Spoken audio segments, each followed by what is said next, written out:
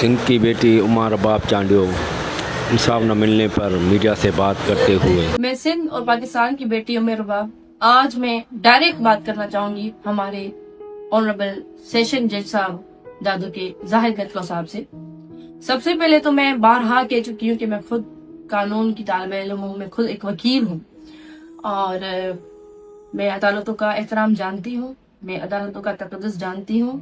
मैंने पूरा मुन रहकर आइन और कानून की मुकम्मल पासदारी की है। 9 साल तक मैं कोर्ट्स के चक्कर काटती रही हूँ। इसमें कुछ चीजें हैं जो मैं सबके सामने रखना चाहती हूँ, आवाम के सामने रखना चाहती हूँ, अदालतों के सामने रखना चाहती हूँ। एक FIR काटने का हुक्म दिया गया है सेशन जज साहब की जानिब से दादू के उन लोगों के खिलाफ के जो सोशल मीडिया पे अदालतों के लिए लिख रहे हैं या ऑनरेबल जज साहब के लिए लिख रहे हैं। अब इसमें सवाल ये बनता है, जज साहब का मतन ये है कि ये फैसला मैंने नहीं दिया, इसलिए आपको हक नहीं है मुझे डिफेम करने का। बिल्कुल ये बात दुरुस्त है कि जाहिद मितलो जज साहब ने इस केस का फैसला नहीं दिया। एडिशनल सेशन जज उन्होंने इस केस का फैसला दिया है। उन्होंने मेरे वालिद, दादा और चचा के खून को रायगान किया है। अब सवाल ये है हमारा सेशन जज साहब से कि बिल्कुल सर, आपके कहने पर आपने ये फैसला नहीं दिया, मगर एक और नोटिस निकला था, अगर सबके नॉलेज में हो, सेशन जज साहब की जानिब से कि सेक्शन 144 लागू किया जाए।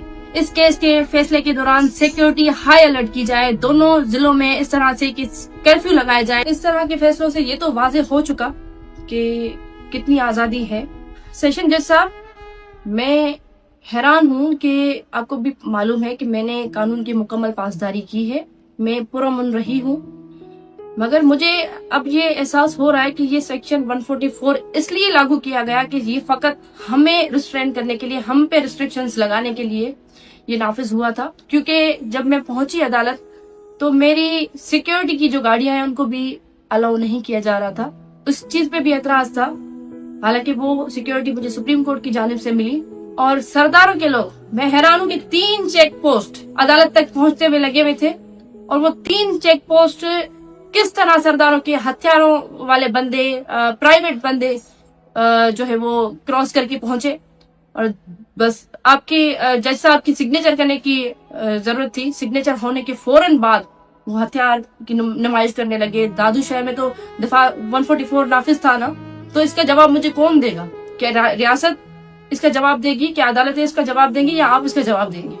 विद ड्यू रिस्पेक्ट मैं पूछ रही हूँ आपसे कि इसका जवाब कौन देगा मुझे? इसके लिए जिम्मेदार कौन है?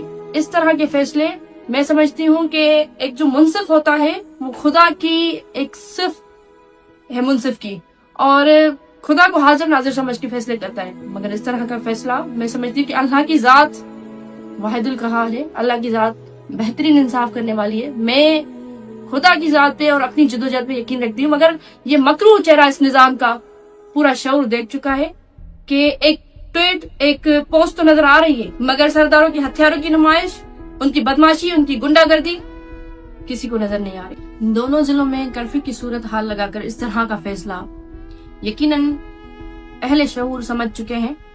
मेरा सवाल ये है कि सेक्शन 144 शायद आपके नॉलेज में नहीं हो। विद ड्यू रेस्पेक्ट मैं आपको बताती हूँ कि आपको सोशल मीडिया पे सर्कुलेटेड पोस्ट तो नजर आ चुके हैं, मगर आपको इस दफा 144 के तहत कानून की धज्जियां उड़ाई गई वो आपको नजर नहीं आई है शायद।